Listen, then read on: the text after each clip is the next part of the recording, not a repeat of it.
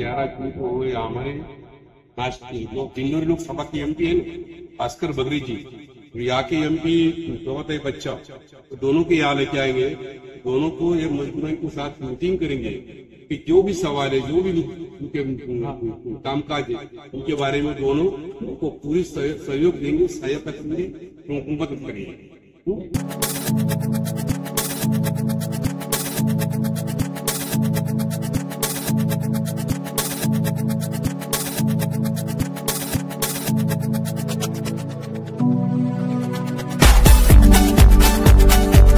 मी शाबान तांबोळे, मालेगाव तालुका अध्यक्ष।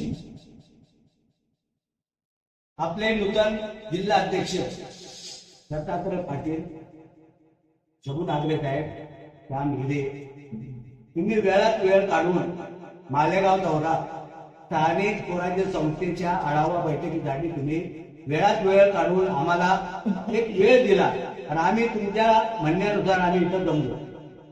माझं हे म्हणणं आहे की मालेगाव तालुका आणि मालेगाव शहर याच्यात लूम म्हणजे कारखाना, तुम्हाला त्याला संख्या म्हणतात। तर या मालेगाव तालुक्यात आणि मालेगाव शहरात मजुरांची संख्या जास्त आहे आणि मी स्वतः अभ्यास केला, स्टडी केली आणि मी स्वतः मजुरांचे मन जाणून घेतलं। सर, आदरणीय शरदचंद्र पवार साहेबांची एक निष्ठा आहे ते मजूर लोक।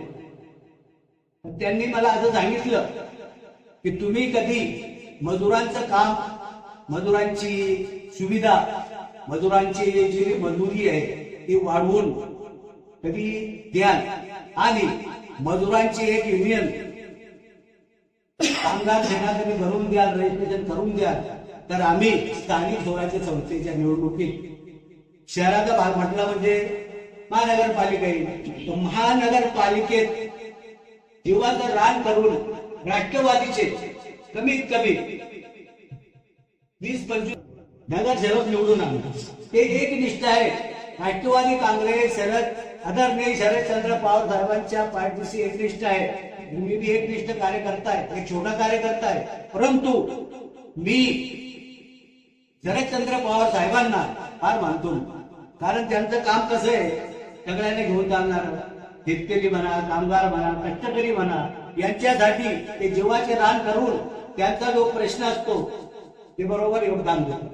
तर माझं असं म्हणणं आहे, दत्तात्रय पाटील साहेब, तुम्ही आता नवीन जिल्हाध्यक्ष झाला, तर तुमचं कार्य मी ऐकलेलं आहे, तुम्ही एक कार्य सम्राट आहात आणि तुम्ही आता भेंडे लावून फिरणार नाशिक जिल्ह्यात स्थानिक स्वराज्य संस्थेच्या त्या निवडणुकीत। तर माझं हे म्हणणं आहे, इथल्या मजुरांना न्याय मिळायला पाहिजे आणि न्याय मिळवून तुम्ही द्याल आणि अशा बाळगतो। फक्त तुम्ही मालेगाव तालुक्यात एक राष्ट्रवादी काँग्रेसतर्फे, राष्ट्रवादी काँग्रेस शरदचंद्र पवार पक्षातर्फे एक कामगार सेना रजिस्टर करून आम्हाला द्या। तुम्हाला जेवढी आमच्याकडून अपेक्षा असेल राष्ट्रवादी काँग्रेसच्या, पण तो राष्ट्रवादी काँग्रेसचेच आहोत, परंतु राष्ट्रवादी काँग्रेस शरदचंद्र पवार पक्ष हा कसा वाढवायला लागेल काय, या निमित्ताने तुम्ही एवढं काम करा। मला आशा आहे तुम्ही हे काम करून द्या, कारण सर्व जेवढे माझ्या संपर्कात मजूर लोक आहेत त्यांनी मला सगळं सांगून दिलेले। तुम्ही फक्त तुमच्या हाय कमांडला आमचा हा संदेश पाठवा, हा मेसेज पाठवा। तर दत्तात्रय पाटील साहेब, शबू नागरे साहेब, राम हिरे साहेब, तुम्हाला माझी विनंती आहे की हे मजदूर युनियन, आता मैं थोड़ा हिंदी में बोलता हूँ, मजदूर यूनियन अगर तुम रजिस्ट्रेशन करके देंगे तो राष्ट्रवादी शरदचंद्र पवार पक्ष मालेगांव शहर के अंदर और मालेगांव के अंदर, मालेगांव बाइले के अंदर ज्यादा से ज्यादा राष्ट्रवादी कांग्रेस शरदचंद्र पवार पक्ष के नगर सेवक चुन के लाएंगे, ऐसी मैं उम्मीद रखता हूँ और वैसे हम कोशिश भी करेंगे, मेहनत भी करेंगे। एवढं बोलून माझे 2 शब्द पूर्ण करतो। जय हिंद, जय भारत। सोमवार बैठकीच्या निमित्ताने आपल्या सर्वांना या ठिकाणी आमंत्रित करण्यात आलं। त्या बैठकीसाठी उपस्थित असलेले आमचे ज्येष्ठ माणूस रामनामा देवरे माझ्यासोबत आहे काँग्रेसचे अल्पसंख्याक अध्यक्ष प्रभूजी नागरे, लोकांचे अध्यक्ष चांदू हिरे, तालुक्याचे अध्यक्ष संदीप पवार, त्याचप्रमाणे ठाकरे साहेब, त्याचप्रमाणे भाऊ, आपण सर्व मान्यवर. मागच्या महिन्यात आदरणीय पवार साहेबांनी व जयंतराव पाटलांनी माझ्यावरती नाशिक जिल्हा राष्ट्रीय काँग्रेसचे अध्यक्ष पदाची जबाबदारी पहिले अध्यक्ष गोविंदजी मामा आव्हाड जे बिंदू म्हणजे हार्ट अटॅकने गेल्याने त्यांच्या कुटुंबाची काया त्या ठिकाणी पसरली. चिंतन झाल्यामुळे त्यांनी सांगितलं माझ्या जबाबदारी द्या, कोणती जबाबदारी माझ्यावरच दिली. आपल्या सर्वांशी सुसंवाद करण्याची संधी मला त्या ठिकाणी मिळाली. निश्चितपणे म्हणून पवार साहेब एक वेगळंच व्यक्तिमत्व. 1978 जेव्हा मी राजकीय जीवनात प्रवेश केला, 1978 मी माझी ग्रामपंचायत निवडणूक पहिली गावात लढली. त्या निवडणुकीत मला गावाने भरपूर मदत दिली आणि तिथं सरपंच झालं. केटे साहेब आणि दोघं एकाच गाव दिले. केटे साहेब पंचायत समितीला गेले, मी गावात थांबलो. ते सभापती म्हणून 17 वर्ष राहिले. मी आता मला 45 वर्ष चालली ग्रामपंचायत सरपंच म्हणून. सातत्याने आरक्षण आलेले आहे आणि सरपंच महिला उपसरपंच करू, तो आदिवासी याला उपसरपंच करू, अशा पद्धतीने गावाने ट्रेन केलं. मार्केट कमिटी जी 30-35 वर्ष म्हणजे 1991 पासून आजपर्यंत मार्केट कमिटीचे सातत्याने सभापती म्हणून राहिलो. काम करताना संधी मिळाली. त्यांच्या नगर पंचायत के आने वाले चुनाव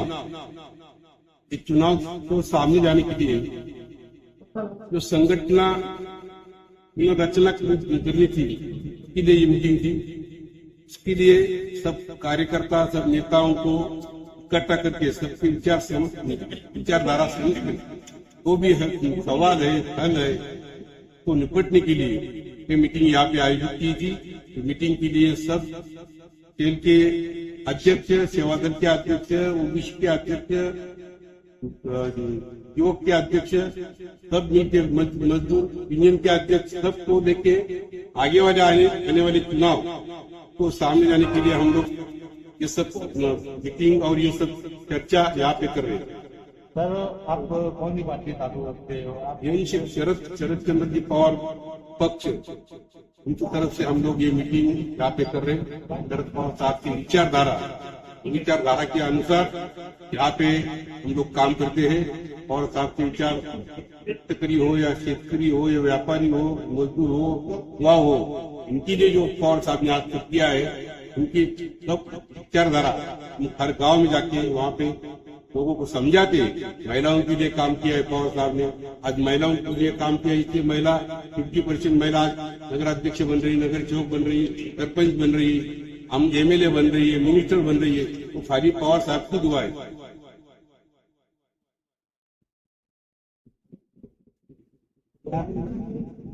और 11 जून को मालेगांव शहर में मजदूरों का कैंसर आता है.